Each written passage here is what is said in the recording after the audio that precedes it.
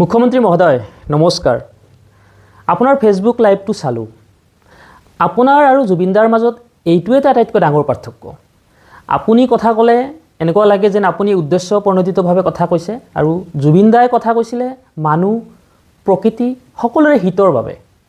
এই যে আপুনি যে ক'লে বৰপেটাৰ ফটকা শিল্প মানে এই ফটকা উদ্যোগটো জীয়াই ৰাখিব লাগে, মানে দীপাৱলীত অসমবাসীয়ে ঢেৰ ফটকা ফুটাই এই ফটকা উদ্যোগটো শিল্প বুলি কৈছে আপুনি।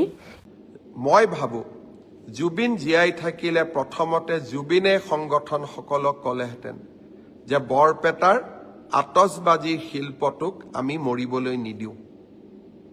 মই অসমৰ ৰাইজক আহ্বান জনাম, বৰপেটাৰ আতচবাজী শিল্পটোক জীয়াই ৰাখিবৰ কাৰণে দীপাৱলীত আমি থলুৱা শিল্পৰ বা থলুৱা আতচবাজী কাৰিকৰৰ পৰা কিনা বোমা আমি নিশ্চিতভাৱে ব্যৱহাৰ কৰিম।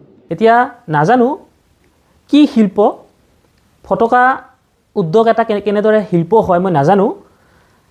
আমি এই যে মৃৎশিল্প বুলি যে কয়, মাটিৰে যে বাচন বৰ্তন বনায়, দিয়া বনায়, সেইটোহে শিল্প বুলি জানো। কিন্তু ফটকা বনোৱা ফেক্টৰীটো যে শিল্প হয় বাৰু মই নাজানো কেনেকুৱা শিল্প সেইটো। মই ভাবিছিলোঁ আপুনি আহ্বান জনাব ৰাইজক মুখ্যমন্ত্ৰী হিচাপে যে আমি ফটকা ফুটাব নালাগে, বোমা ফুটালে শব্দ প্ৰদূষণ হয়, বায়ু প্ৰদূষণ হয়, পৰিৱেশৰ বাবে যথেষ্ট হানিকাৰক। আৰু দীপাৱলী পোহৰৰহে উৎসৱ, শব্দৰ উৎসৱ নহয়। মই আৰু তেনেদৰে ভাবিছিলোঁ যে আপুনি এজন মুখ্যমন্ত্ৰী হিচাপে হয়তো ৰাইজক সেইটোহে আহ্বান জনাব। কিন্তু আপুনি জুবিনদাৰ আদৰ্শৰ মোৰ এনেকুৱা লাগিল যে আপুনি ভুল ব্যাখ্যাহে দিল। জুবিনদা জীয়াই থাকিলে মোৰ মনে নধৰে যে সেইটো ক'লেহেঁতেন।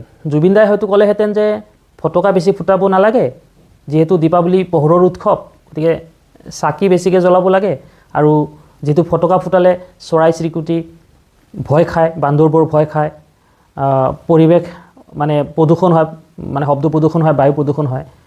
জুবিনদাই হয়তো সেইটোহে ক'লেহেঁতেন। কিন্তু মোৰ এনেকুৱা লাগিল যে আপুনি জুবিনদাৰ আদৰ্শৰ অপব্যাখ্যাহে দিল। বাৰু যি কি নহওক, এয়া মোৰ মনৰ কথা। লগ পাম পৰৱৰ্তী ভিডিঅ'ত। ধন্যবাদ। জয় অসম।